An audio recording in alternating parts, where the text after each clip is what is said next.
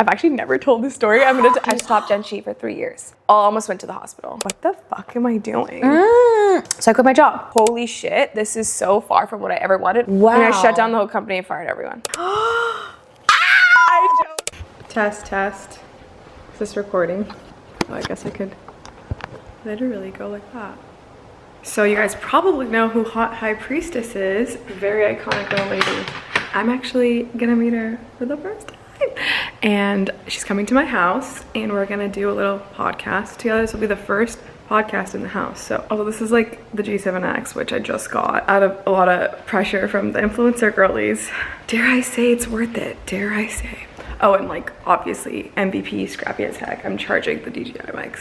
I literally have podcast mics. Oh, she's here. She's here. Okay, let's go. We're going down. We're gonna go get her. I'm actually so excited. She's like literally my soul sister, probably. And everything about what she does and stands for and how she thinks about life, I feel like we're on the same wavelength. So this is gonna be very crazy. Okay, here we go. Gotta do this. Hello. What up? G7X. Of course you have the matcha and I'm kind of jealous. Guys, this matcha place is so good. Wait, it's so good. I've been going back every single day. But good thing you didn't get the strawberry. It's a little too sugary. You got the right one. I know. Oh my god, it's gorgeous. Hi, cute. Okay, come in. Guys. Oh my god, I'm so excited. This is my first vlog ever, you know? Really? Wait, girl, I need to get into vlogging. Wait, same, so I'm gonna test it on you. I feel like I brought the New York and the LA girl to SF, so. And also I'm learning how to use the selfie camera. Oh my god, wait, see, that's good that it has. Why does it like blur? You know what I mean? Oh, there's blur. Hello. Oh, it's blurred again. Oh my god, guys, I'm so excited. Wait, We this have camera. so much to talk about. I know, we have so It's much. insane. Like, and I'm like, this better not die because we're about to talk for like 50 Forever. hours. I know. Oh my god, wait. Okay, actually, these glasses are like $6 from Amazon. Girl, I got a giant concussion, and now I choose them over my movies. Concussion? You had a concussion? Oh, I had a lot of things last year. We're gonna talk about everything. Okay, I can't wait to dive into everything. Wait, So- girl, you should start vlogging. I want to see more of your days in the light. Okay, like Also, guys, her house is so fucking okay, yeah, so nice. Sarah came yesterday. I hosted like this founder dinner with one of our mutual good friends. Really, and love you. I need to capture. Oh, this is so. So she's seen the house, but we didn't really get to talk. It was just like very crazy. So like I was saying with vlog, I was like, this is like actually official meeting. Yes. And then everyone gets to experience it with us. Yes. I guess that's the point of a vlog. I'm learning. Start asking questions right away. Like, God. I have so many questions to ask you. Ask me everything. Wait, girl, this is so pretty. I was saying yesterday, I'm like, this is my vision board right now. I'm like, wow. Oh my god, you're the sweetest. I gotta say, like, I do wake up every day and I'm like, fuck, this is my life. Are you kidding me? Like, I've spent my entire life waiting for this moment. And like the thing is like it doesn't, oh my god, I'm kind of also obsessed with the camera, like I can't. I'm like, I don't know how to hold it. No, it's because I feel like I always imagined this for myself. I never imagined it this early in my life. Right. Obviously, this is like so much so soon. But it's definitely the best decision I ever did.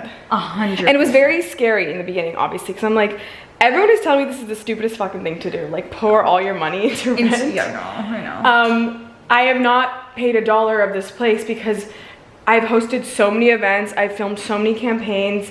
And they've all paid me like 10x what rent is. It always pays you back. Every investment in yourself always pays you back. Literally. So I'm like, wait, I'm literally living this man for free, like low key. Yes, guys. Also, we're so backlit, but like, I guess the house is the outfit also. I know. The house is the outfit. So in the background in the photos and the videos, I'm like, this eats. I would want to film more if I lived. No, I want to film all day because I'm like, oh, it's just, the sun is, every hour of the day, the sun is in a new spot. Yeah, but and it's gorgeous. No, but and like I get to film all over and there's never a bad time to film. Even at night, like we have really epic lighting like around all the walls. And so even at night, you saw it yesterday. It's so nice. Even at night, it's giving like romantic. I'm like, I still want to film. It's a movie. Like this is out of a Oh my god, you're so sweet. Okay, so where do you think we should do it? And also we can like plug in the mics. I was like, I just Yes. charged the mics. Honestly, maybe this way? What do you think? Trying to think where we could do it. I feel like here. is a vibe. Not sure about lighting. Well, yeah, it's a little dark. Honestly, maybe here. These little 2 chairs. It's kind of giving. Girl, yeah, this looks better. It's kind of a vibe too. It's a little sunny. It'd be like closer. This is kind of good too. I mean, we could move the chairs here. Wait, that's what we have to do. Right? Right there. Right? That's what we have to do. Done. Okay, guys. We need to find like things to stack in front of. Okay, guys, we need to find, we don't have, all the pizza from yesterday. I refuse to go to the trash bin. I'm like, I'm gonna wait for my boyfriend to come. Like, I don't take out the she trash. doesn't do the trash. She Like, doesn't. we're just gonna leave it there. Guys, we're using this as our tripod. Okay, also, obviously I'm not carrying it. We're using the elevator. Oh, I'm not. so like, guys, put this on your vision board.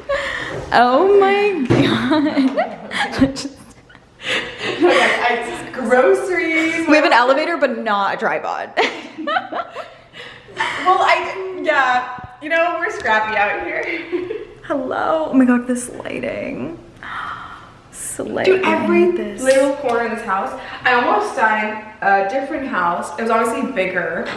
Definitely not as beautiful, but it was bigger. At the time, that felt like the right choice. Like bigger for the same amount of money. But the lighting was shit.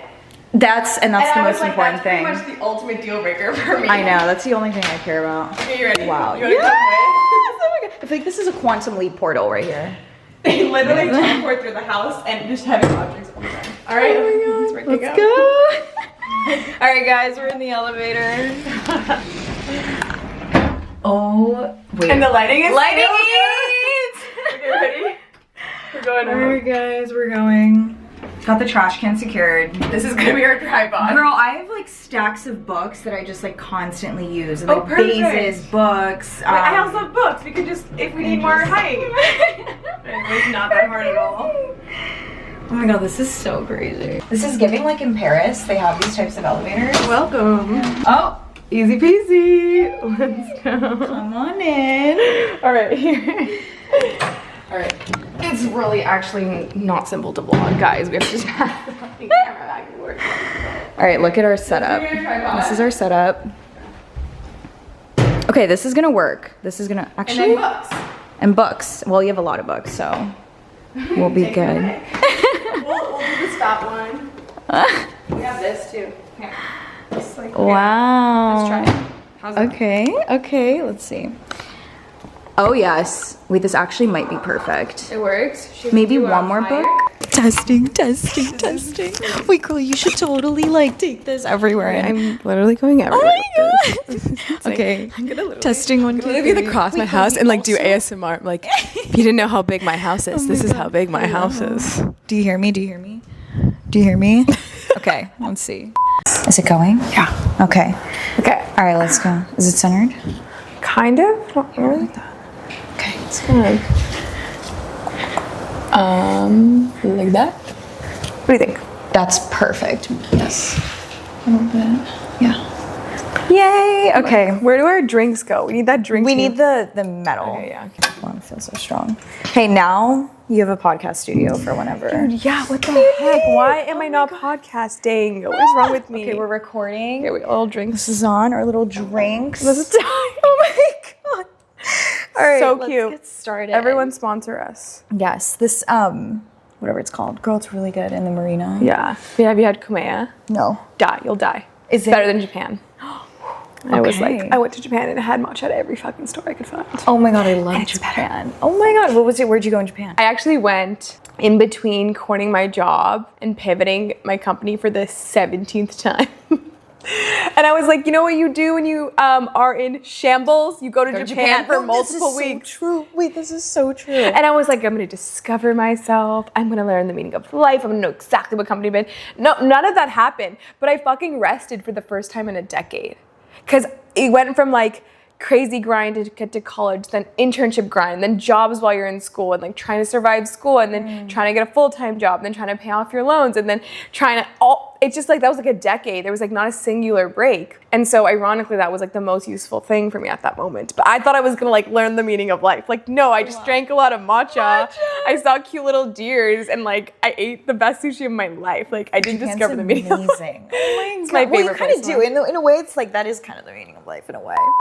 Totally. All right, guys. Welcome back to the Priestess Perspective. I am here with the queen herself, Avni, who is the founder of Gen She. She is incredible. I'm like it's so crazy that we're here because we've been following each other for So long. I don't even know if I remember if I followed you on TikTok or Instagram, but I had just seen you everywhere. Oh my this God. girl is everywhere. You are an icon. Welcome to the Priestess Perspective. Thank you. Oh my God.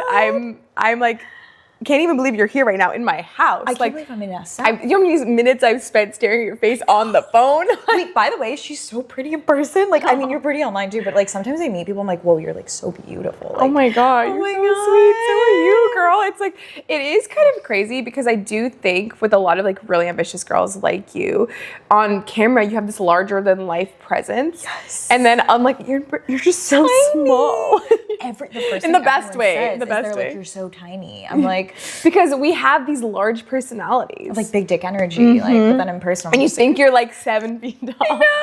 It's like, no, we're just like 5 foot dweebs. Like, no, literally, I'm 5 foot. Like, I think people think I'm like 5'8", and I'm like, yeah, you're like, I was like, hi, Sarah. oh my God. Wait, okay, so tell us about Gen She. Yeah. How did you start this? Like, where did that begin? 8 years ago, like been on a fucking grind out here. 8 years. Yeah, I went to one of the most expensive universities in the country, USC, specifically for this program called the Iovine Young Academy, started by Dr. Dre and Jimmy Iovine, founders of Apple Beats. And it was this very selective program. It was like brand new, so I was one of the first cohorts, less than like 0.01% acceptance rate. Like they selected like 20 people in the world. It was my dream. It was like my absolute dream when I discovered it. I was like, I'm not going anywhere. I'm going here. I'm not going to college. Like it's done. Okay. And so I'm so lucky to have gone to that program, but also lucky or like I was prepared for it my entire life in some way. And that was some of the greatest 4 years of my life. It taught me so much about what I know today. And in order to graduate, you had to basically like build a company. That was like your thesis. That was like how you got your diploma. And degree was in art, tech, and business. And so that was kind of how I started Gen She, because the summer before I graduated, I had my first job in big tech. And the biggest reason I was like gunning for a job, even though I was in this entrepreneurship program, was because I had like no money and I had this fat student loan. I went to like one of the most expensive colleges in the nation. And I think at USC, you're around a lot of like wealthy kids all the time. And they had romanticized and glamorized entrepreneurship and the very real thing of the fact that I have to like pay rent when I graduate and like buy myself groceries, which is like, that was like unspoken on campus. It was like, oh, like obviously you can go do whatever you want, start whatever company you want, which was great for motivating me because I believed the same about myself. I was like, I can do whatever I want. I can start whatever company I want. But I don't think they were faced with those real realities of life. So for me, I had to figure that part out. So I was like, I need a job. I can't have any job. I need to have the best fucking job that pays the most because I'm trying to get out of this as fast as possible so I could like actually pursue my dreams. Yes. And I still deeply see myself as an entrepreneur. And yes, I need a job when I graduate, but I'm gonna just start building my business now. Like, let's start now. Yes. Like, what am I waiting for? Like, this is my dream. And so I did my first big girl, big tech job. It was just shocking, my experience. It was like one of the most traumatizing experiences of my life because I had been recruited from Grace Hopper, which is a Women in STEM conference. Oh, wow. And so I just really felt like we had done so much recognition of the lack of women in tech, and there was so much work that had been done to help equalize the playing field and to get more diversity at these companies. And then I show up and I was like, absolutely fucking not, we're going backwards in progress. And that was very shocking. I was the only woman on my floor. And on top of that, I'm self-taught coder.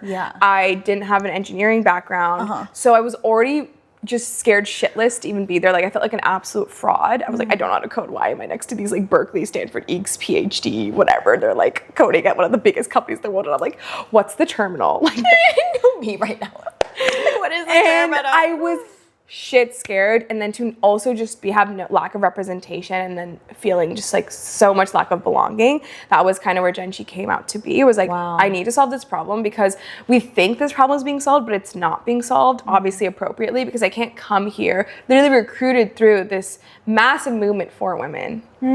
That's basically the origination of Gen She. And I was lucky enough to be in a program where they gave us a lot of time to really start beginning that process of building a company. And the number one thing that I learned out of the program program was, if you're going to start a company, if you're going to be a founder, you better fucking like it. Better be real passionate about it, because it's hard as heck. And I was like, there's nothing I think I care about more than solving this problem. And I don't know where this comes from. I genuinely can't explain it. I was like, I genuinely felt like it was my life's purpose and it was my duty to solve this problem.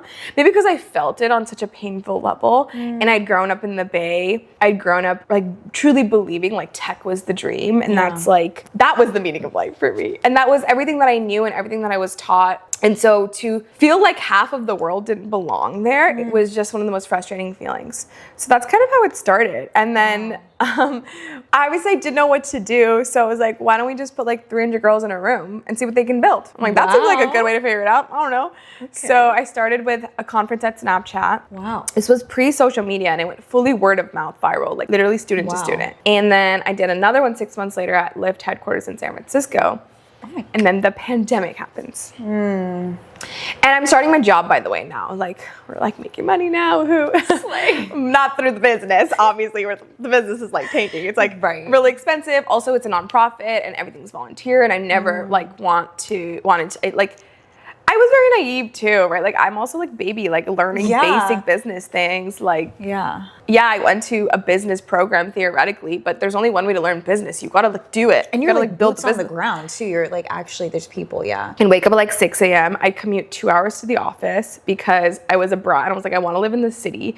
My parents' house, by the way, was 15 minutes from the office, but I still chose to go the 2 hour, 4 hour total commute every single day because I wanted to experience a city as an adult. And I just like, you're surrounded by all these like ambitious people who are going to probably like determine the rest of your future. Those like tiny relationships you build there are, I think, still things that propel me today. So I would wake up at 6 a.m. I would like go to the nearby boxing studio or like the workout gym, like do my little workout. Then I would literally have less than 3 minutes to run and catch the train, and I would have my like 3 bags, my workout clothes and my shower clothes, and I would sit smelly and dirty in this train for 2 hours. And then like there was a company shuttle that picked up us from the station for another 20 minutes. So I'm like, God knows how I kept my job. Yeah, girl, that's good. I'm like grinding Genshi on this train. Then I like go to the office, I do meetings all day. It's like around 6 p.m. I catch the train, I get 2 hours back. So and by the way, like when I would end up at the office, I would like shower, get ready, do my makeup, the whole beat in the office, okay? So I have my makeup bag, my everything bag. And I'd come back at 8 p.m. after doing my 2 hour commute. Obviously, I'm grinding Genshi on my commute back. And I would go like party with my friends, like hang out in the city. And then I would repeat. And it was crazy how much energy I had back then. Like I was not tired. I was like, let's fucking go. And then the pandemic happens. And so all of that's done. And I'm like, okay, like what's Genshi now? Also, what is work? Like, work's not real. Right. And I decided to do a virtual conference, and we had 16,000 people literally pay for seats. Like, it was unbelievable. Wow. There was like a very massive market need for this. But I just like burnt out, and like a lot of the joy for me was from the IRL. So that joy was also taken out for me. So I just stopped. I just stopped for about 3 years. But the girlies wanted it so badly. Yes. And so you stopped. You said you stopped. I stopped for 3 years. Or just Genshi? I stopped Genshi for 3 years. What made that decision? You were just burnt out? Emotionally, physically, like I almost went to the hospital. And this has happened so many times in my life.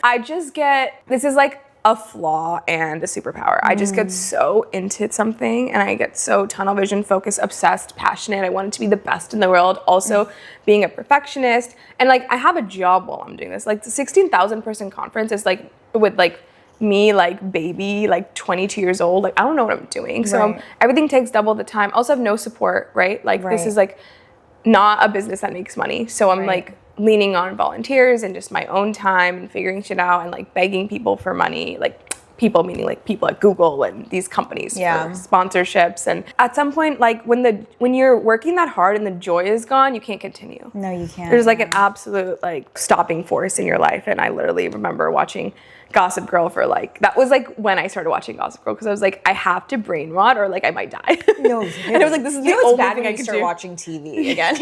And I like don't watch TV, and I grew up with all my friends being obsessed with Gossip Girl, and I was like, I don't get it. I don't get the hype. See, I haven't watched it yet. Okay, well, I need to. People say I look like Georgina.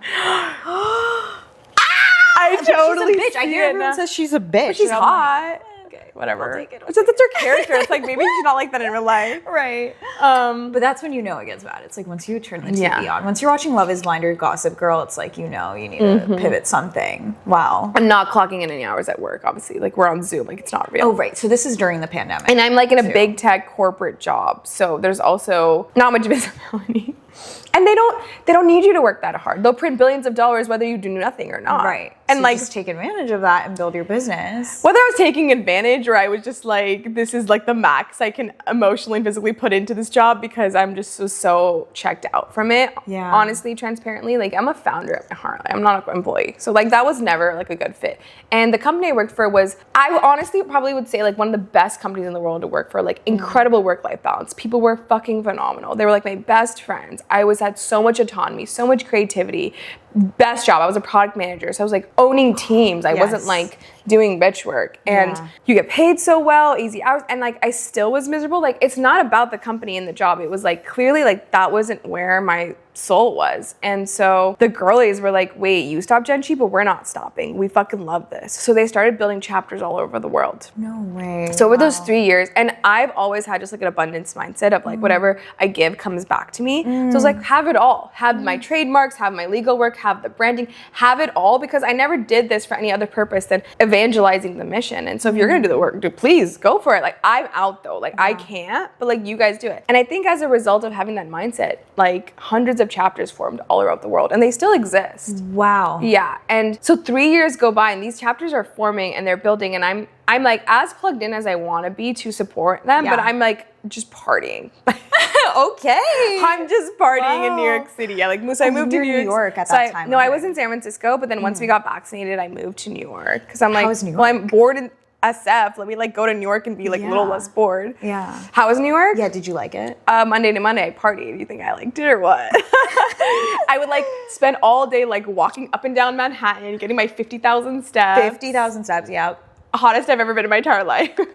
And then I would like telling me, literally binge drink. And That's the thing about New York. no, but I still was hot because 50,000 steps. Come on, like you know how skinny it's you truly get like walking work all hard, day. play hard. Yeah. No, I wasn't working. I was like tourist, like full-time tourist for 2 straight years. You need that though. Every bitch needs a New York moment. Totally. And then I met this guy. Is this My current boyfriend. Have you seen that trend? And current boyfriend, forever boyfriend, partner in crime, love of my life, for sure. in New York you guys met? No, we met in San Francisco. Okay. I've actually never told this story. I'm not gonna do the full story because like Yeah, I was gonna say I want to know. we're like, gonna how you dabble. guys met. We met in San Francisco, and he kept in touch with me when I moved because there was clearly a connection. And we won't go into the relationship story right now. We'll focus on Genshi. But he was living out his dream as an entrepreneur, and I was just so emotionally checked out of a life at this point. Like I'm like a smart girly pop. Like I was not meant to run around and party. Yeah. I could do that well, but like that wasn't my wasn't- dream. That wasn't my purpose. So seeing him vicariously live out his dreams, where he gets to wake up every day and chase this big vision, was like, what the fuck am I doing? And I still think about Genshi every night. So it's not like the dream was gone. It was just the way that I was doing it just didn't feel aligned and didn't feel impactful anymore. So I quit my job. I was like, now what? I don't know. And I guess I do what every Bay Area Silicon Valley girl does, is you start a tech startup and you raise venture capital and you hire employees and you build product and do the whole shebang. And it was all green flags. Like we raised money successfully. We had tons of 5-figure customers signed immediately. We launched and we had like 4,000 users onboarded within the week. Wow. Green flags everywhere. But what happens is when you raise money and you have investors, they're just another form of a boss. I was about to say. And you have to fulfill their dream now because they're investing in you, yeah. Yeah, and like if you don't, like there's not an alignment in that. And I was very naive. I didn't realize. I was like, oh, free money. That's what they tell you in Silicon Valley. You just get free money and then you can do whatever the fuck you want. All these sexy like raising numbers. Yeah, it's not like that. It's debt and like they're on your ass. And I was like, I didn't leave we need to talk about this. This is big, yeah. Yeah, and like I was like, I didn't leave everything behind. Yeah. To not have freedom. To just have another boss. Yeah, to have another boss. Like I want to see this mission through, and ironically or not ironically, so the investor's mission is to return the fund. Right. They need to make money. My mission is to help as many women as possible. That's counterintuitive. Yeah. And many of the decisions that I've made moving forward were not the best money decisions. In fact, all of them were not optimized for money. It was what I believe and what I like to call joy maxing. It's like I'm optimizing for what I feel like feels most fulfilling for me. And for me, that was always been impact and like how many people I can reach. And so once like it was crystal clear, obvious, I swear to God, I remember this day vividly. I literally woke up in the morning in cold sweat, like, holy shit, this is so far from what I ever wanted. I returned all the money within 24 hours. To your investors? Yeah. Wow. And I shut down the whole company and fired everyone. Killed it. Okay, wait. Like 20 Take hours. me back. This is crazy. Yeah. Okay, so you woke up, you're like, I don't want investors telling me what down my neck, like telling me what to do. And you were just like, and so what was your, like, was that, I mean, obviously that was probably scary, but it was also. It was the scariest thing I've ever done. But Because I've never heard someone do that, actually, I don't think. yeah, it was the scariest thing I've ever done, but definitely not as close as the scary feeling of going down the wrong path, leaving everything, taking the biggest risk in my life, and it being the wrong direction. Like that was for sure this way scarier outcome. So ironically, even though I was shit scared, I was not as scared as not doing it and not seeing it through. Also, I'm like 6 years in at this point. Just for context, I'm like, so if you want to talk about sunk cost fallacy, like I could talk about it. Oh my God, yeah. Though I'd never really truly felt that with Gen Shi, I never felt that because I was like, no, I like, this is just like actually my passion. Yeah. And so I think that was very important for my journey. First of all, it taught me so much about venture capital and fundraising and how to actually run a tech startup. You're also an investor. So I learned so much true tea, like not the shit you read online. Like, okay, and I want to hear about tea. this. Okay, like obviously whatever you feel comfortable sharing. Like what's I'm an open book. I'll say well, first of all, we hear about like how there's a gap between how much is invested in men and versus women. So first of all, I want to hear like your thoughts on that. If that's like a real thing you've seen and why that happens. Absolutely. And then the second thing I want to hear is like, what's the Well, first of all, we're all pissed that women are not getting invested in. And obviously you look at the numbers, it's objectively true, like women are not getting invested in. Yeah. But what we're not realizing is we have a confirmation bias. Us being ambitious women who are founders, we are naturally going to be surrounded by and inclined to meet more female founders than the average person. So in our heads, we believe there are all these female founders that are not getting funded. But if you just look at straight numbers, let's say, and these are not correct numbers, it's just to paint the picture and paint the metaphor. 2% of women get venture capital, but probably 2% of anyone starting a company is also women. Yeah. So is the problem the fact that men are pissed that women are starting companies, which I'm not going to say is not the problem. Yeah. For sure, there are men who are pissed that women are starting a company. Is that really the problem? Or is it the fact that not enough women are taking a bet on themselves? So I want to talk about this because I think the confirmation bias thing is so real because I know so many female founders. But we're female founders. Exactly, right? But I think there's also a difference when it comes to VC where it's like, I think there are a lot of female business owners, probably not to the same extent as men, but not as many that are building businesses big enough that require venture capital. Like you'll see a lot of like lash tech businesses or like digital product businesses or even influencers, right? But when it comes to building something that's like $1 billion company, how many of those are being built by women? Exactly. Why? How many women wake up in the morning and be like, I want to build a billion dollar fucking company? But why is that? Because of the way we've been raised. We've not been raised that like to have the audacity to build $1 billion company. That's how men have been raised. Where do you get that audacity then?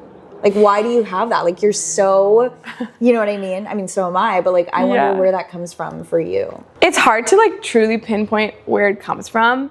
But the only explanation that like makes sense is what I think is like simplest answer is true. I truly believe. Like I really think from like day one, my parents and people around me told me you're a fucking star. You can do whatever the fuck you want. Wow. And I think it's like one thing to have that support system, but I think there's another thing to like have the audacity to believe them. Be like, wait, you're right. That makes sense for me. Yeah. And naturally, I didn't have that confidence from the day that I was born. It came from like building receipts throughout my life, which is like, okay, they think I should try. Let me just try. Oh, it worked out because I like actually tried. Okay, a little bit more of a receipt and a little bit more of a confidence boost. So like, let me try something even bigger, something a little bit more challenging. And I think building up, and I think it's a combination. I think it's like getting that positive reinforcement around me where they're like, yes, you're totally capable. And then me actually taking the tiny, like, little leap of faith or tiny little risk to try it and it working out, and then being my little confidence to go to the next step, the next step, next step. And so whenever I try something scary or I take a big risk, I have so much evidence to lean back on. I'm like, well, I did it last time and it's always worked out. So why wouldn't it work out again? And it's crazy because it always seems like, even for us, like thinking $1 billion company, I'm like, okay, I don't even know how that would happen. But then like you start doing things and I'm like, I thought the same thing about building $1 million company. And so it's just like, it's actually not ever as hard usually or complicated as it seems. And it's not usually as scary. Do you know what I mean? Like it always, your mind is your biggest op. And like, if you can just get over that. 100%. But I was going to say, so I think it's so interesting that you're like, there were people that really believed in you and like, made you feel like you're like a superstar. But were there people, because for me, I think what inspires me is like, when people say I can't do something, I'm like, oh, I'm going to fucking show you. So have you had that too? Or is it more? Absolutely. Oh my God. On like as big of a level as like you've experienced and you could imagine. By definition, the universe exists in balance. So if you have one, you have the other, right? And I do think it affected me around the time where I'd kind of like paused Gen Shi. I think there was just a lot of forces in my life. I think coworkers, peers, friends, students, whatever. I think when you go to these establishments or institutions where they're just like surrounded by like very smart people, they're the most risk averse. They're the ones with so much pressure in their lives of achievement that the idea of failure is crushing for them. And I think ironically, sometimes when you over-index on the like stereotypical ambitious person, you also sometimes over-index on that emotion because you seem crazy and delusional and like different, because the possibility of wanting more but doing it in a path that hasn't been taken before, it's just very looked down upon. And it's the unconventional path is the thing that they're gonna like warn you of not going down. And I do think meeting my partner is a big reason that helped me get out of that slump, because this man had probably nothing going for him, but he had the audacity of like literally Elon Musk. Wow. And it's always... But he also saw me as the exact same level of capable. And he also saw me as the person I think I was struggling to see myself as. Like when I met him, I had a job and he never saw me as an employee. He always saw me as this like entrepreneur, as this dreamer, and I don't think he did it on purpose. I don't think he was trying, this wasn't like a strategy. I think he just genuinely saw me as that. And it was kind of the way that I think I've always wanted to be seen by someone. And he helped me reinstill the belief that I already knew about myself, but I needed maybe like a push. And then he did it on like 100x level. And your partner is someone you spend all your time with. And then he's also practicing what he's preaching, right? So there's one thing to say it, but there's another thing to be doing it for himself in his own life. So I think at a point in my life where I had maximum doubt in myself and maximum noise and pushback, I met this person. Wow. You could honestly call it divine timing. Like I would believe that. But at the end of the day, there's also this confirmation belief of like, I took the steps to meet him and I took the steps to be inspired from him and allow this person in my life and allow this person to, what you could argue is like brainwash me into thinking that I'm fucking awesome and I can do whatever I set my mind to, right? So there is this aspect of luck and timing and whatever, but also like I did the work to believe him and surround myself with that energy more rather than surrounding myself with that more of that negative energy. And absolutely it fuels me and it motivates me to prove them all wrong. Like I'm not gonna sit here and pretend like that is not like a massive reason why I wanna make it. But I think if that is your only reason, it's too hard to stick around. It has to be for yourself at the end of the day. It does, yes. It's a good motivator. It'll start your motivation, but it doesn't last forever. I love hearing the way you talk about your boyfriend because I'm like, oh my God, okay, that kind of love exists. Because I think... And you're gonna meet him in like an hour. He's gonna come back. Oh, he's coming. Oh, yeah, you're gonna literally meet him. Okay. I think a lot of the women who watch my podcast too, and me as well, I think there's this big limiting belief around like ambitious women being able to find an equal. Also, something I wanted to say when you were talking is I think it's interesting. It's almost like your boyfriend was almost an investor in you. Absolutely. Because I think one of the best traits you have that I think a lot of successful people have is the ability to see people's potential before they see it in themselves. And I think that's what you want in a partner as well. Like, it's all connected. I talk about this all the Really? time. God, That's like, crazy that you're really? literally taking words out of my mouth. Oh my God. But like, it's like, I think even me, like, I feel like I always see people's potential before they see it in themselves. And maybe 1% of people actually take that and make something out of it. And so, yeah, it is luck, but it's also a lot of people are going to walk into the same rooms. They're going to listen to the same podcasts. But they're not actually going to go and make it happen. But like, what would you say to the girlies that have this like limiting belief? Because I think what a lot of women struggle with who are ambitious is either their ambition scares men off. Men will say they want an ambitious woman, but don't like the devil's in the details, like, you know, or they just tend to attract men that are like more feminine and like prefer like a more powerful woman. So like, how did you call that in? Not to make it all about love, whatever, but how did you call that in? It's really important. It is. Well, it is, right? Because I'm like, at the end of the day, It's a contributor to my day-to-day happiness and success. Yes. But so am I for him. right. Partnership, right? It's like who it's not even about partnership. It's like who are you spending most of your time with? Like, are they up-leveling you, right? Yeah. So it is probably one of the most important things in your life that determines success. So it's very important to talk about. Yeah. I talk about this all the time where it's much less interesting to go for the guy with money as an ambitious woman. And obviously for ambitious women, like, we're not even gonna talk about the like sugar mommy breadwinner pal. Do not fucking do it. Like, you try to like resent him in 10 years, like, it goes against biology. Like, if you can solve women not having to birth children and have babies, if you can solve that problem, then sure, we can discuss that it doesn't matter who the breadwinner is. But like, the fact that we as women, and most women want to have a family and have children, this is something that... Okay, perfect. All right, where did we leave off? Do you want to go back to the boyfriend? I want to talk about like... I was giving dating advice. Yes. We also we just had a moment. Yeah, okay. I just like processed that. I know. Everything stopped working, guys. Guys, Mercury's retrograde. We're here, We had we're a here. glitch, but we are back. I'm like, I need to lock back into what I was saying. But I was locked. I was like, holy my mind is blown right now. I think I was just talking about my boyfriend. Yes. So I was Again. asking her about advice as an ambitious woman attracting an equal. Yeah. Oh my God. Let's talk about sugar daddies or something. I don't Yeah, oh my God, I was saying, like, we do not want to be sugar mommies. No, That's just not it. It's never it. And I just don't feel like I need to explain why it's not it. I feel like it should be obvious to you. And if it's not obvious to you, then I can't help you. And if you go for the guy who has it all already, who has the money, they're never going to treat you as an equal. They're never going to truly respect you. And the empire and the wealth that they've built will always be what they're giving you. It'll never be yours. They might love you to death. They might say it all they want, but on a deep, deep level, they never feel that way. And I think if you're as an ambitious woman who has big dreams for themselves, you do need a partner to respect you on a very deep core level and respect your dreams and your career. And I think that I genuinely believe it becomes impossible if they've built it up before you. Yeah.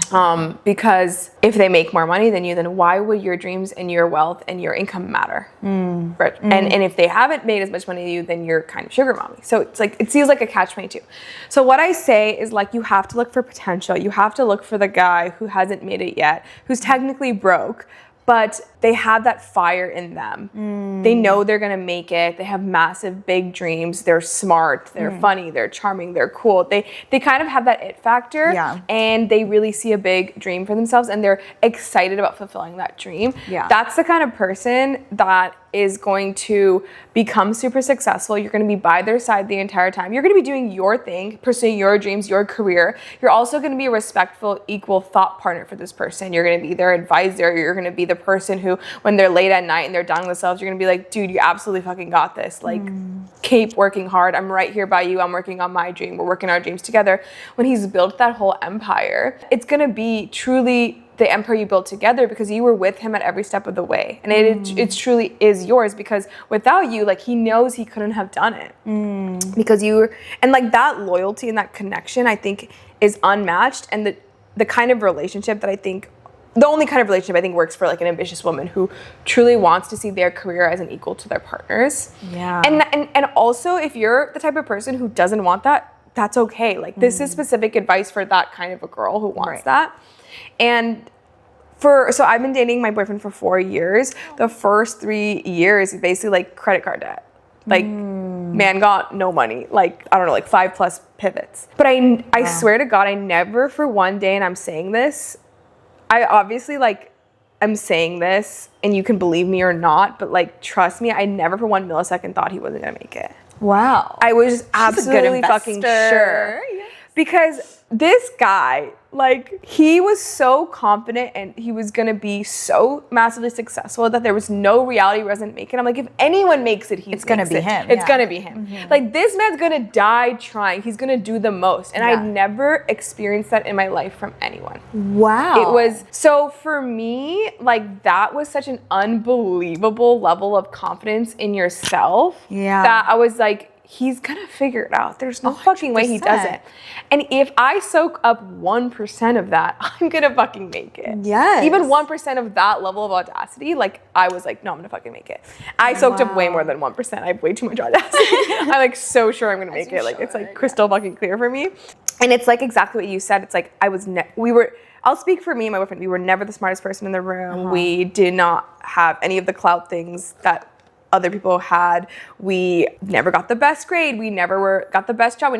But what I think we have is like true delusional belief in self. And I think that ends up being the most important thing when you're building something, because it's not about having the genius idea or inventing something no one's thought about. It's actually just caring the most, being the one willing to be last one standing. So much about this game is just being the last one in the game and showing up even on the hard days and being consistent and practicing and iterating and learning. And this whole journey of life is just that. Especially when you like what you're doing and you like yourself, it becomes effortless to stay in the game the longest. And then it doesn't even register as an option to not be. Like, I almost forget that's even a choice.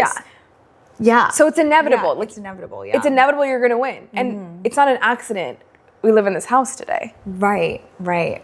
Oh my God. This was inevitable. Yeah, and I love that mindset, because it's so funny. I was over the new year, I was like thinking about, like, one of the things I was like teaching like my audience is like, how do you make something inevitable? And I think there's a formula. Like, I think you absolutely can make certain things inevitable. It's like once you cross the point of no return, there's like a certain risk you can take. There's a certain, because at the end of the day, if you have no choice, you always figure it out. And I think a lot of people are too afraid to put themselves in the position where they have no choice but to figure it out. And I think maybe one of the reasons we've gotten to where we've gone, maybe your boyfriend as well, is like, I think we just so often put ourselves in that position, or without our choice, like we've been put in that position where I'm like, oh, well, I have to fucking figure it out. I have to pay off my student loans. There's no choice. So I'm gonna have to figure it out. Failure's not an option. Yeah, and when you're in that place, it's like your mind starts to think in a way that you never thought about before. And that's why I think you become your most creative self, because like, I have to try everything. I have to stretch my brain, figure it the fuck out. Yes, and I think it's not always like, sometimes it comes out of a place of like scarcity, like, oh, I have to like get out of this. But sometimes it's like, I want this so bad that I'm gonna have to make this happen. So it's like either way, but you wanna get to that point as soon as possible when you're building a business. I also think that you can create stake for yourself, right? Like, I had a really high paying job. Yeah. I put myself in a position where I could pay off my loan and I could honestly pay for whatever I wanted. I was partying in New York City with no money. I created stake for myself by quitting and putting myself in another financial situation. You know, I actually locked up all my savings so I couldn't touch it. Wow. And I did that on purpose so I could feel that fire under my ass of like, I need to make rent next month. I need to, like, it's urgent. I need to be as creative as fucking possible, and I need to figure it out. And so if you don't have that survival and that emergency, you can create it for yourself. And I've had many points in my life where I've had that emergency and that survival, and it's allowed me to do things that I still to this day am in disbelief I did it. Like, I taught myself how to code in 4 months. This is not when ChatGPT existed, and landed a software engineering role at the biggest tech company in the world. Girl slay. Like, till this day, I'm in disbelief that I did that. I'm like, if I can do that, I can literally do anything. I can do anything. Yeah. And I did that out of a place of survival. It was like, if I don't get this job, then I can't pay my loan. If I can't pay my loan, I can't be an entrepreneur. If I can't be an entrepreneur, like, there's no point in living. That's the only thing I've ever wanted to do. And it's like, you could listen to me like, girl, she is dramatic. I'm like, no, I told myself that story every day. So I felt it in my bones and in my body. Like I was walking on eggshells, like do or die. Like I had to survive and figure it out. So you can create that through narrative storytelling to yourself. Yeah. And I think you can literally move mountains. I think that's the difference between the people that will win and the people that don't, is they don't have that that point of no return. Because now that I'm thinking about it, I'm like, yeah, like the people who I've seen who don't ever cross the threshold, I'm like, you just didn't have to do it. You didn't put yourself in a position where you had to. Or like you didn't want it bad enough. Maybe you wanted the title of I'm a founder, or like that's another thing. I think a lot of people want, like it feels sexy to say I'm a founder, but like there's a difference between that and like you would die for this. Like this is my I want life. the journey. I don't want the title. Yes. Yeah. Yes. I want the like the pain of like self-development. Yes. And I always say personal growth. entrepreneurship is self-development. Yeah. Yeah. And I think like to me, I'm just obsessed with the game. The game. I'm totally. so obsessed with the game. And I just think some people want the sexiness of the titles and the whatever. And I'm like, that was never, it's like, it's always been about the game. Yeah. Yeah. And a lot of people are like, oh, you're so woo-woo, manifestation, whatever. And I'm like, to me, it boils down to simple math and science, which is why I believe for someone who understands the mathematical equation behind this, you can basically guarantee your success.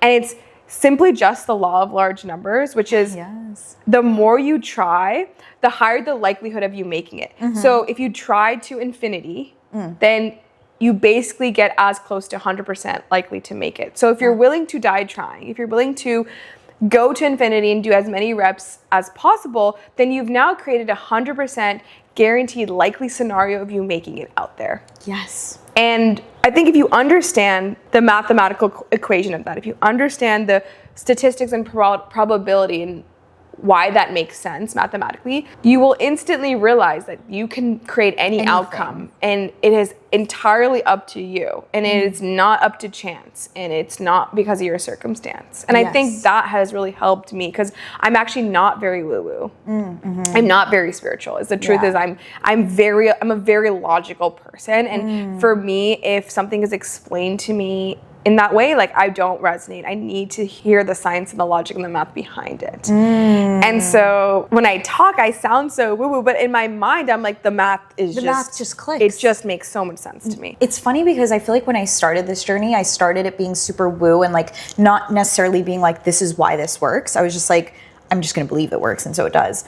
But then when you really boil it down, it's like, okay, if I believe that this is going to work out, I'm more likely to take the steps. Like I always explain it this way. It's like, one example I give is like, if I said the next lottery ticket you get is a winning lottery ticket, what are you going to go do? You're going to get a lottery ticket. Even though for the last however many years you've never touched a lottery ticket, it's like just simply the belief that you would win, whether or not it happens, gives you the energy to go do the work, right? And so I think like with manifestation or mindset, it's like, it's not that, I believe, yes, there's an element of magic to it, but I also think part of it is like you're just willing to do things you wouldn't have otherwise done. And that's why delusion is so important, you know? Do you think like you have to be born with that? Or do you think like, honestly, because you invest in people, so like, would you ever invest in someone that doesn't, you know, necessarily, or like, how do you find the right person to invest in? I think having it or not having it is binary. And to me, I can get it in a second of interacting with you. I don't know why I can do that. I think it comes from the fact that I'm just like that also. And so I, ironically, for being a yapper and an extrovert, I'm actually very introspective and I spend a lot of time like reflecting and thinking. And so I definitely pride myself with being pretty self-aware of who I am. And I think as a result, I feel like I've developed the skill of also being able to detect those qualities in other people. And because you have it, you don't. And because to me, it feels like a very binary thing, I do feel pretty confident about that. And so a lot of the times I'll invest in people and not ideas, because I'm like, this is a horrible idea, but like, you're gonna figure it out because you're willing to die trying. So you have my check, you have my money.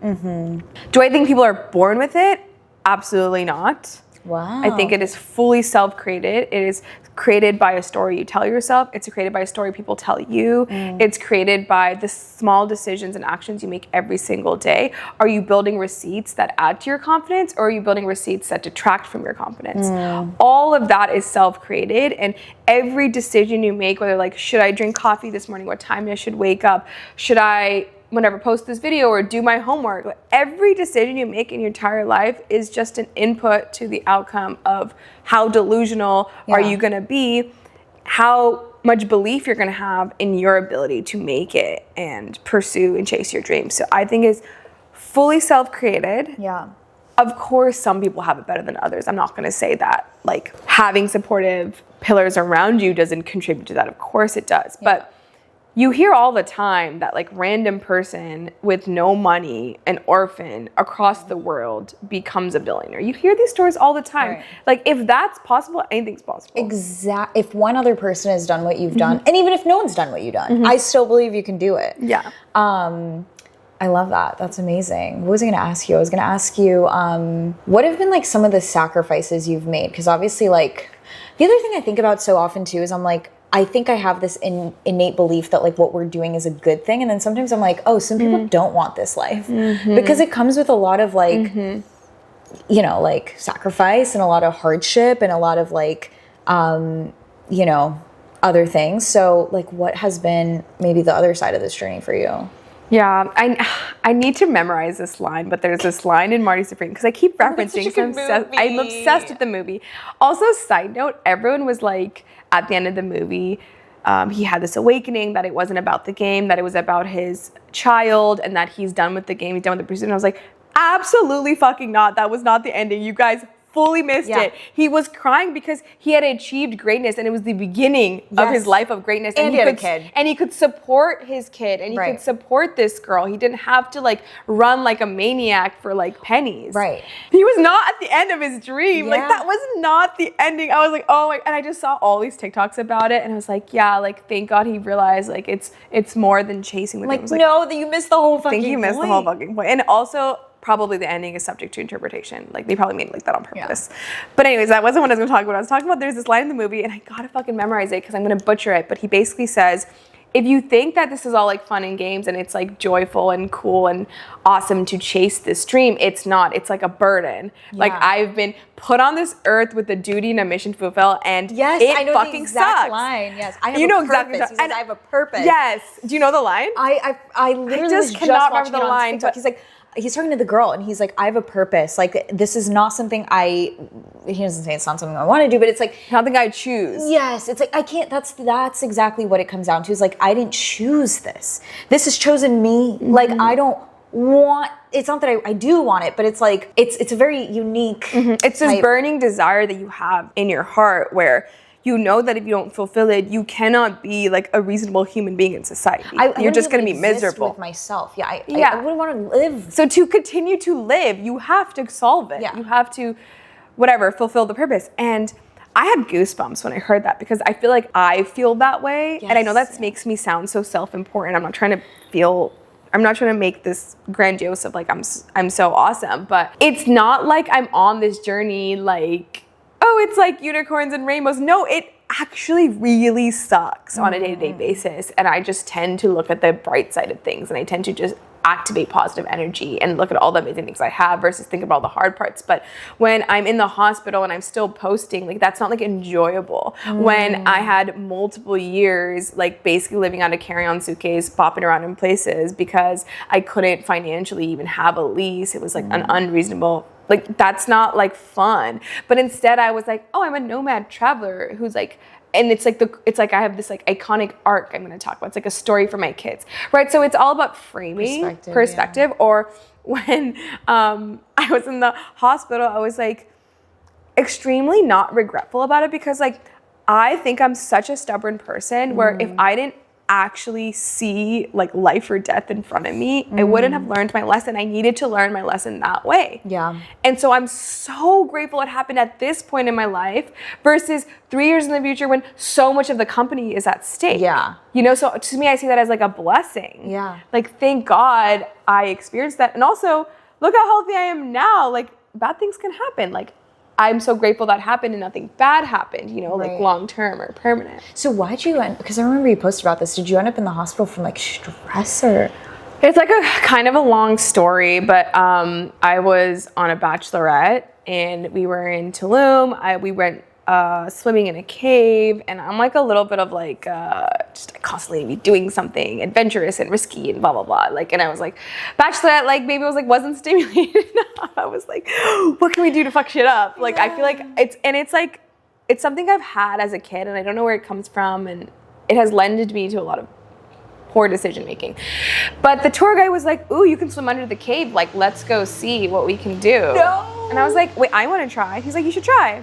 So I did it once and it was fine. And then someone was like, oh, I want to see you do it. So I did another time. But I was so exhausted. I was running at 1,000,000 miles per hour, like back and forth from New York to SF every other week. And I was doing full day conferences and full day filming days. And also, you know this, but it's like a very physically taxing job. We're not sitting on our laptops. Right. We're sitting in front of the camera for hours. So I was probably a little exhausted. My snorkel goggles were fuzzy. So on the way up, and I'm shooting up for air at like maximum velocity. I basically smashed my head on the top of the cave. So I got stitches. I went to the ER. Like, I had a concussion and everything. So I'm like in like probably the worst fucking shape of my life. But I decide to fly to New York hours later and host this massive dinner and do like 1,000,000 things. And I continued that for basically 6 straight weeks, going back and forth from New York, multiple conferences. Like, I'm not even gonna go into details. Just like never in my life have I moved that fast and done that many things that were physically demanding with an extreme concussion and stitches in my head. I have a tiny bald spot here that I'm gonna live with for the rest of my life. And it's not a big deal. But like, I think about it every day. Right. Like, and I like, you see the hairs are growing. Yeah. And I'm like, ugh, it annoys me. But I'm like, I'm alive. That's all that matters. Yeah. But so I think neglecting and ignoring this reality and not really communicating with my family and my partner of like how I was feeling, I was like basically like blacking out and seeing stars like every day, at least once a day. Like, this was like not okay.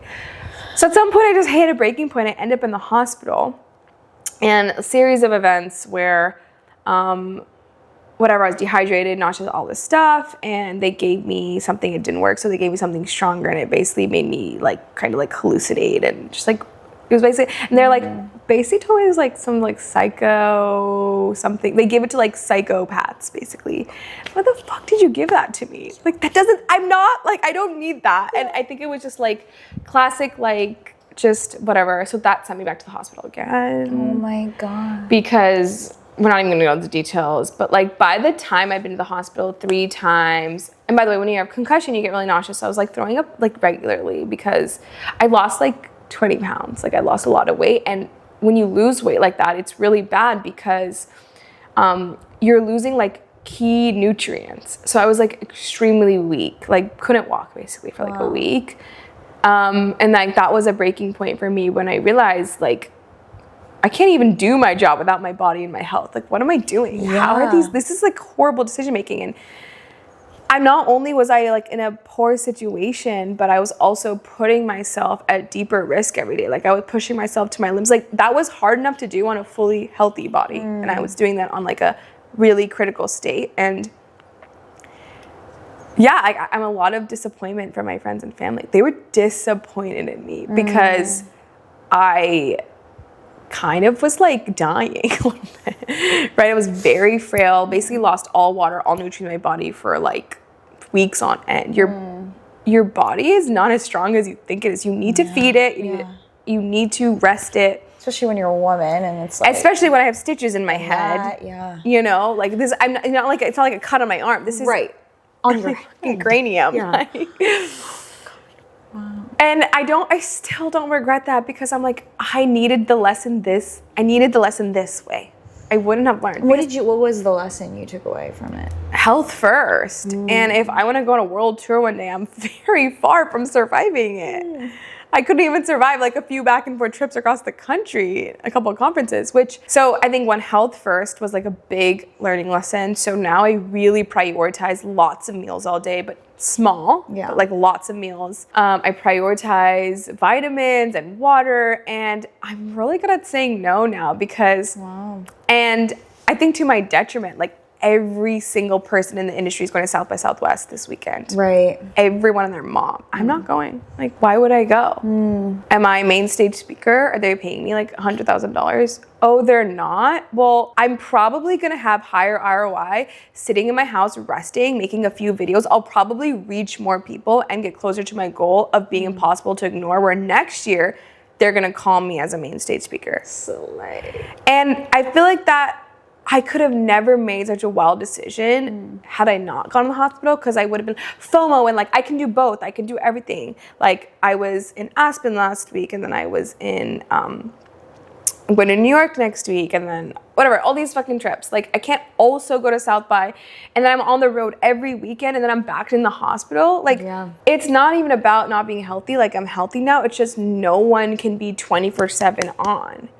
You need to. And on top of that, if you're 24/7 on, you're burning out your body, which means you're making yourself stupider, less creative, less capable, and you're not building on a compounding momentum. You're not getting better as a person. You're degrading. Yeah. I also think it's interesting because there's like, I think about this often. I'm like, there's two things where it's like, one, I don't think everything actually helps your business. Like, you being here and there, it's like, that's not necessarily going to help anything. So I think it's also it important. wraps around eventually as negative. Exactly. And it's obviously a balance, but I think, and not that you should be doing everything just for your business, but it's like sometimes we think this is going to help me or that, or like being in Y Combinator. There's all these things. And it's like, you really want to like ask yourself, like, what are the 3 things that actually move the needle? And for us, I think content is the oxygen of our businesses. Like above everything, that's the thing I have to optimize for. And then I kind of work backwards around that, where I'm like, what helps me make content? Is it being on the road 24/7? Actually,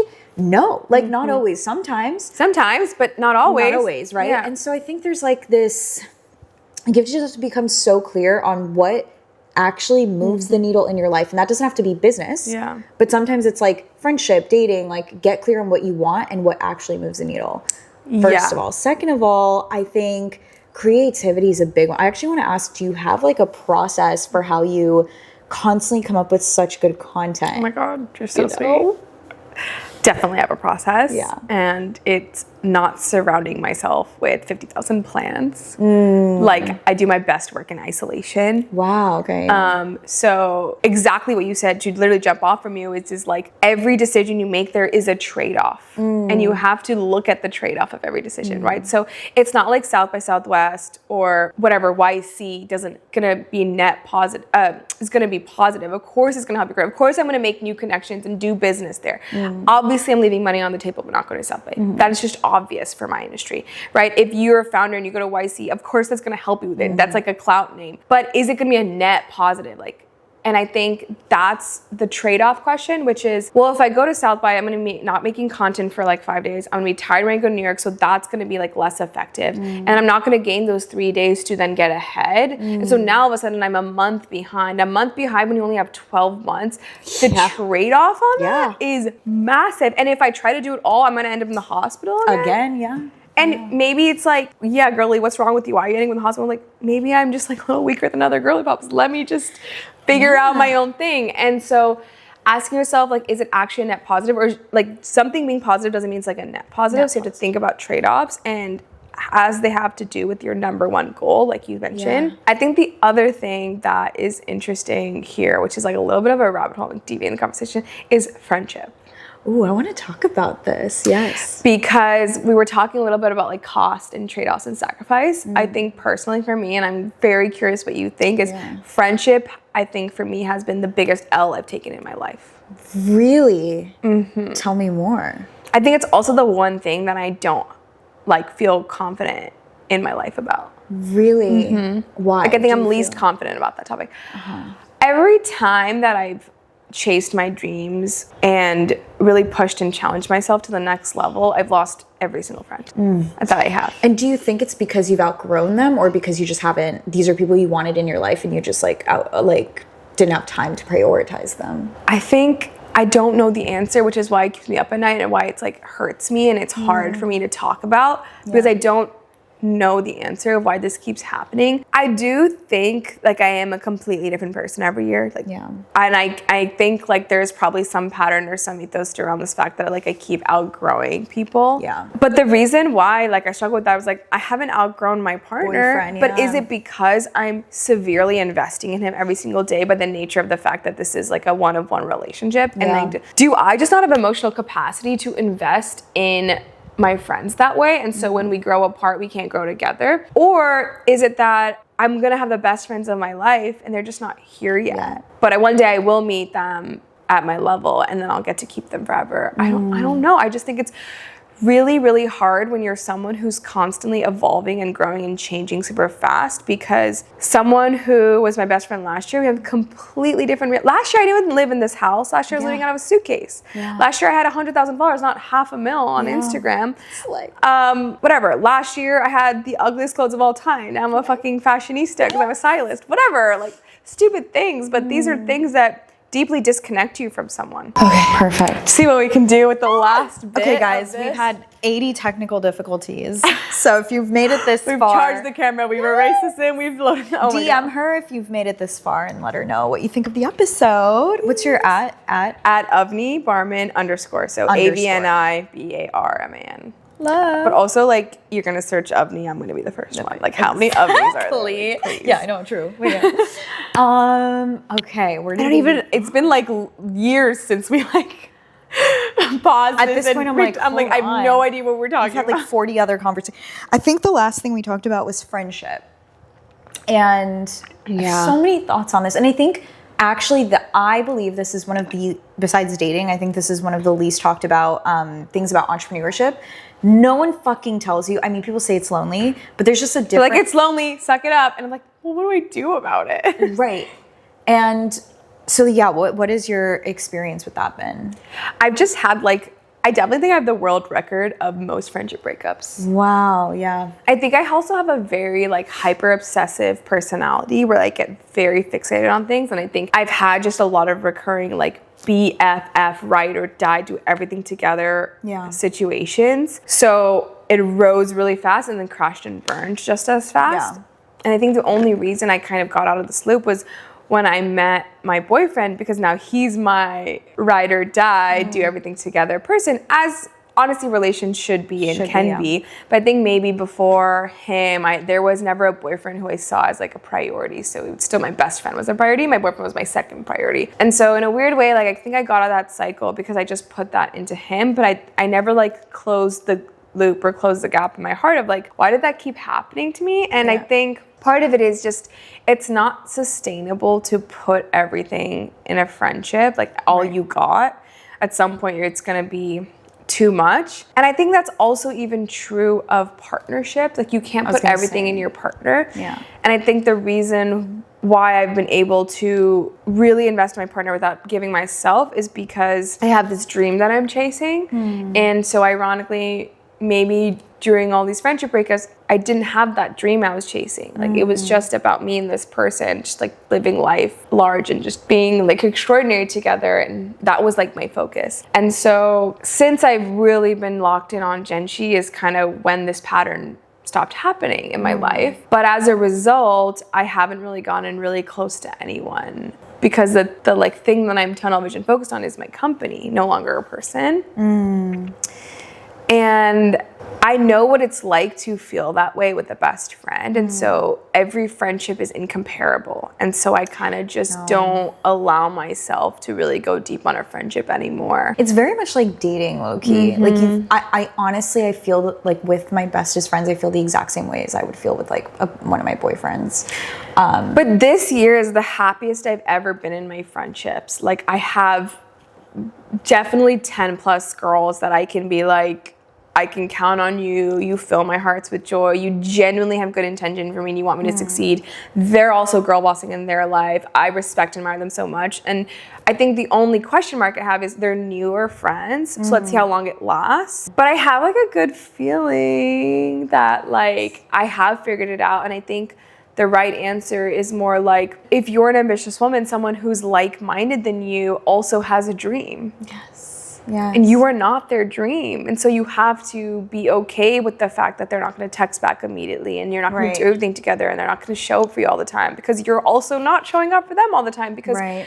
it takes a lot of energy to show up for yourself when you're pursuing such a large mission. Yes, but I also think like I have found a lot of friends who like really show up for me, even though we're both very ambitious. So I think It's possible. it does exist. And I think the it does few friends that exist. I have right now that Yeah. I really feel good about, they have shown that they've showed up for me above and beyond. Yeah. And I think as a result, I've been able to just trust them more and let go a little bit of that fear. And I've shown up for them at that. I've wanted to show up for them on that same level. And Yeah. it showed me, even pursuing this crazy dream and this mission, I have plenty of time to show for the people I care about. Yeah. It's not a time issue. Like, I can clearly create time if I want to for a person I care about. Yeah. And so it's more of that inner desire. And like, oh, like, I want to build this relationship with this person. Maybe that's the hard part. Right. Is being like, no, I actually do want to invest in this relationship. Right. But I'm just figuring it out, honestly. This is so, Like, okay. So this is so fast because I actually have a podcast episode called "The Meaning of Life." Speaking of the meaning of life, where I talk about how when I was living in LA, when I first moved there, I was locked the fuck in, and I moved to LA not knowing a single person, and I graduated a semester early, so like I knew my college friends were gonna move to like SoCal, so I'd like see them when they graduated, but. You know, there was like a whole semester where I was like, oh, I don't know a single fucking person in the city. I work for myself. LA is like not a very social, like intertwined. I mean, you went to college there, but like, it's No, not, it isn't. You know what I'm saying? It's not like to travel a million New miles York in traffic to meet someone. Right. The barrier to entry for friendship is like is extremely crazy. low. It's the worst city to make, in my opinion, one of the worst cities to like meet people organically in. And so but then also I was just like so locked in when I first, because part of it too, I was like, I'm going all in on this. I'm not going to go work a 9 to 5. So it's like, I have to make this work. And then time went by and I was like, I have not, and part of it too, I just never felt like I found my people in LA. Like, I just feel like I didn't vibe with the general people there. Not to say, I have like, one of my best friends does live there, but I was like, I just don't really, like, and what I came to realize was I was like, I had become so depressed. When I hit like 7 figures in my business was also the most, or maybe it was like when I became like a net worth millionaire, I was like, I have never felt more meaningless in my life ever. And mind you, I grew up with nothing. Like I was in the negatives for so long and I was like, I literally was like, maybe I have to go be in poverty again because I was so much happier. No. Yeah. And I realized I was like, it is because I have no one that I give a fuck about in my life who's like my ride or die, like someone who I can share this with, someone that I like. And even though I was like dating men, I was like, they could go away tomorrow, you know? It's like, and even then it's like I was dating a guy at the time where I was like, he's definitely not my husband. So I was like, this is just so empty. And I had like no one to share it with. I couldn't go to my family because they wouldn't understand what I created and just in general, I was like, I have no community. I was so alone.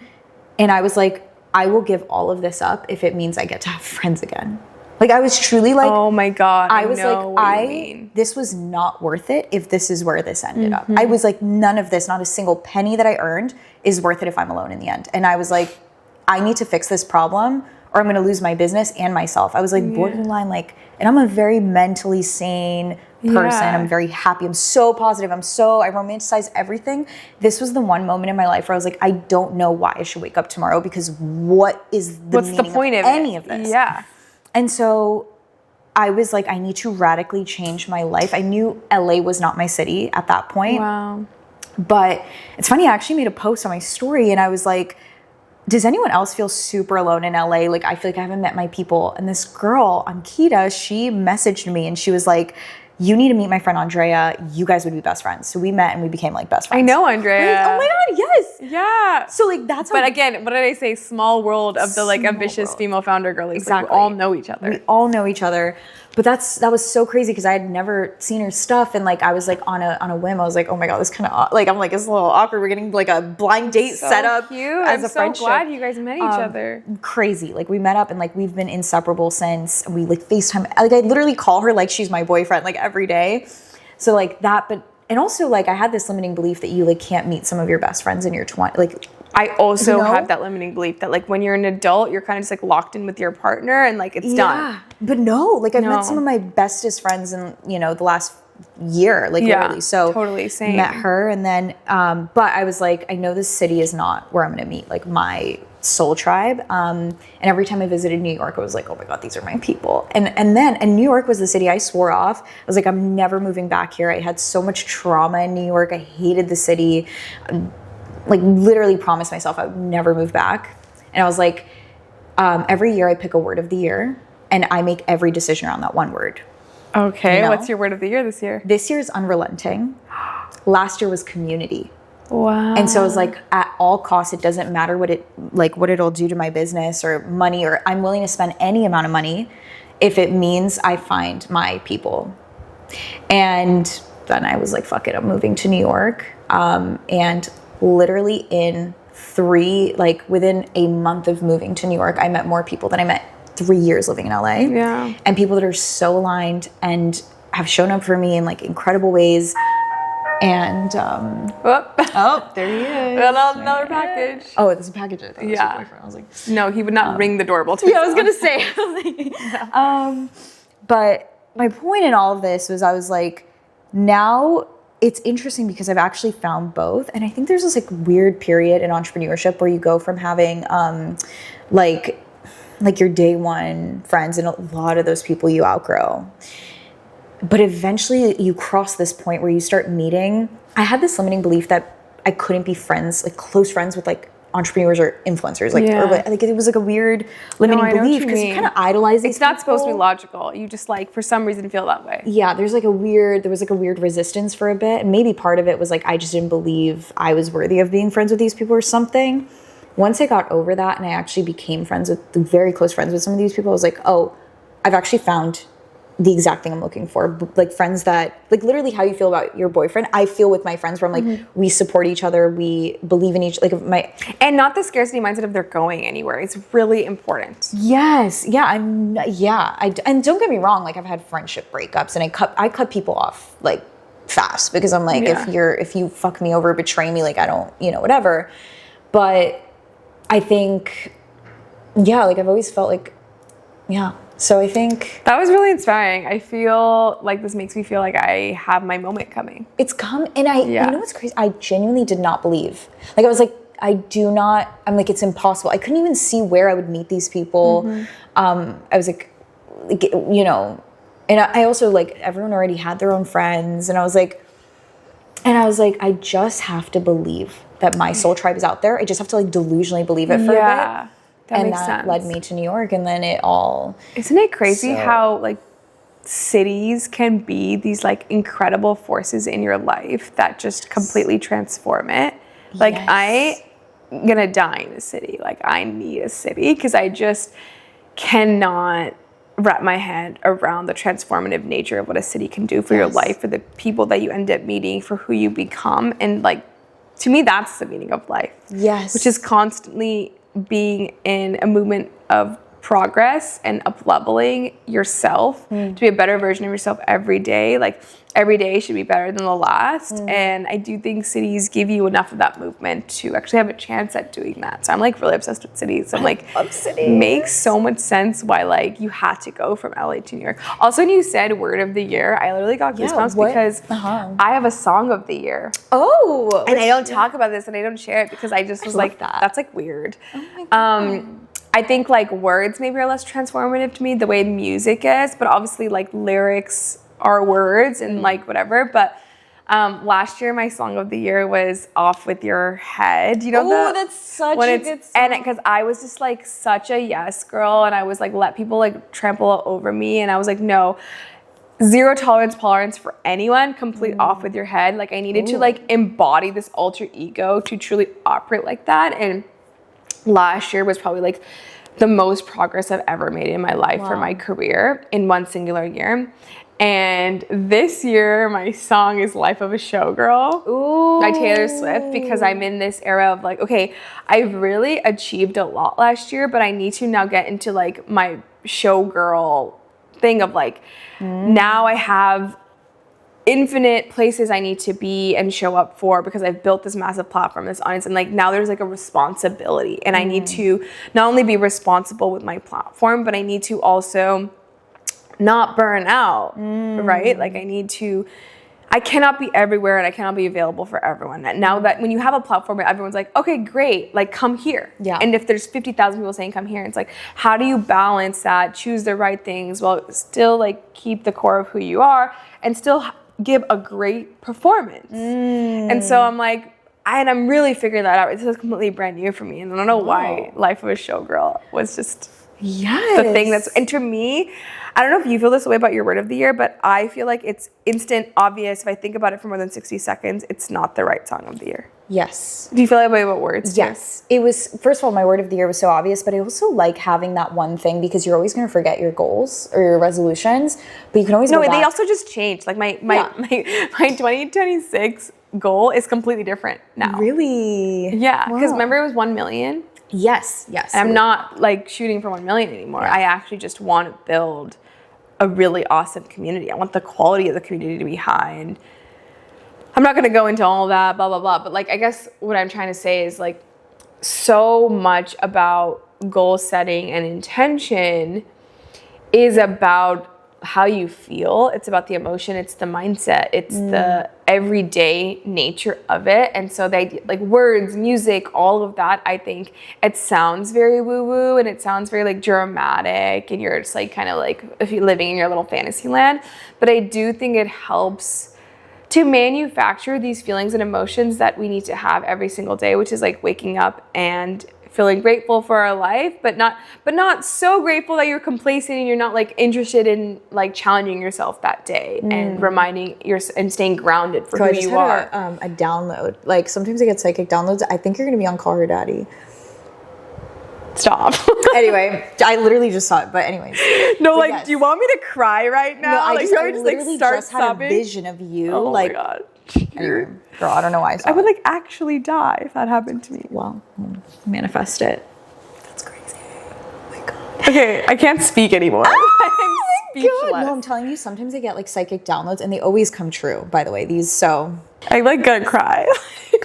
Cannot. Okay, well, start wrapping up. You have to end the podcast after that. Unbelievable. Wow. You are such an inspiring person. I'm gonna be the first guest on Call Her Daddy that doesn't talk about sex. Like, I mean, I ain't talking about that. She kind of brings it up out of people or whatever. But yeah. Anyway, let's see. But yes, I would die to be on the show. Alex Cooper, if you're listening, which why the fuck would you be listening? I mean, you never know. Please you never know. What's a good wrapping up? Oh my god, there's like so much more I want to like get out of you, but we might have to do a part 2 in New York. I know, like this battery's gonna die, and he's like, if it just ends, guys. That's it. We're not charging the battery again. Like that'd be like too much. It's too much. What's a good question to wrap it up? I think like what are you most proud of in yourself? Oh my god, no one has ever asked me this question at the end. It's like a finale. What I'm most proud of? I think what I'm most proud of is the fact that I wake up every single day actually just really happy. Like I actually do like myself. And that sounds ridiculous to be the thing that I'm most proud of because there's so much about my life I want to change and there's so much I've yet to achieve and there's so much that I feel angry about and that I feel is unsolved. And I'm hyper aware of these things because being aware of the gaps and flaws in your lives is what even motivates you to like try to go and fix them. And I've always been someone who's really just wanted this extraordinarily large life and nothing's ever been good enough. So I feel like given that that is who I am, I think the fact that I wake up every single morning just very like a happy person, I'm like very proud because I truly enjoy my life and I truly love every second of it. And I don't think that's a given. I think it's a practice. I've worked really hard to maintain that ethos in my everyday. It's definitely not like something you just like wake up and have.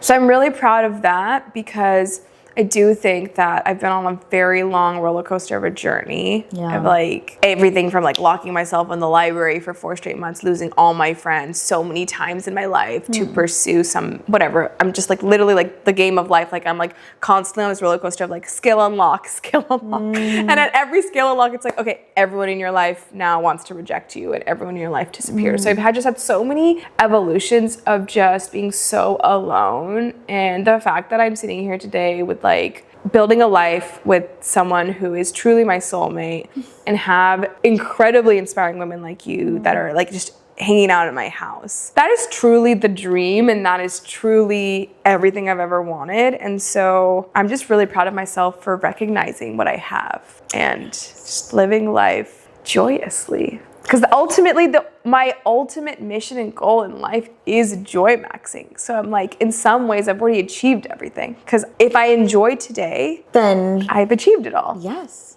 that is so beautiful. Thank you. Yeah, I think like, not to keep you out, but like, I think it's so fascinating because I was talking to my mom and she's like, I feel like you're always at war in life. Yeah. She's like, I feel like you're never like content. And I'm like, just because I'm not, there's a difference, I think. And Complacency versus happiness. yes, I am I'm maybe the happiest person, like, not in the world, but like, I'm so happy and I'm so grateful for my life. And I wouldn't, if this is where it ended, I'd be okay with that because I'm like, I've done everything I have. Fulfillment within the day. Like when you go to bed at night, it's like, if I die tomorrow, like I'm fulfilled with where I stand today. That doesn't mean that tomorrow, if I do nothing, Right. that's good enough. Right. And so there's like a difference between like, I think what gives me happiness is constant growth. That's another thing I realized. Oh my God, you said it so well. Periods of depression, being alone, and when I was like, okay, I made it, now I can just like It's relax. like points of stagnation. Yes. Like what's next? Exactly. And like the lack of clarity. Actually, you're so right. Yes. The most depressing points in my life was like when I didn't have deep clarity of what's next because I needed to be in a constant evolution of growth, just Which exactly I like you're think saying. maybe that's a neurodivergent thing. I don't know. maybe. Like maybe I'm fucked in the head, but I always need No, I'm definitely fucked in the head. like so. 100%. But I'm like, I always need something to like move towards, which I also think I'm like, that's a very human thing. Cause like, think about it evolutionarily. Like if you were standing still, you probably weren't going to survive. So I think there's something innate to that, but I'm like, I think it's both. I'm happy with where I am and I love every day and I wake up, like you said, like I'm so happy. And also I'm excited by, like, it doesn't feel like a burden to me, or it doesn't feel like I'm at war. Yeah, I feel like happiness in the present is being proud of the yesterday and excited about tomorrow. Yes. Simultaneously. Girl, and in the that's current moment, good. you're like, this is exactly what I should be doing. Yes. Oh, that's so good. And to create that every day is like a lot of active intentionality and introspection and decision making you have to make, right? Like the decisions of who you surround yourself with, what media you consume, the choices you made the night before so you could wake up rested, all of that contributes to your ability to be happy that day. Yeah. I mean, I think at the core of it, what really gives us happiness is the fact that we are doing. It better not die because otherwise we're like forever. I know.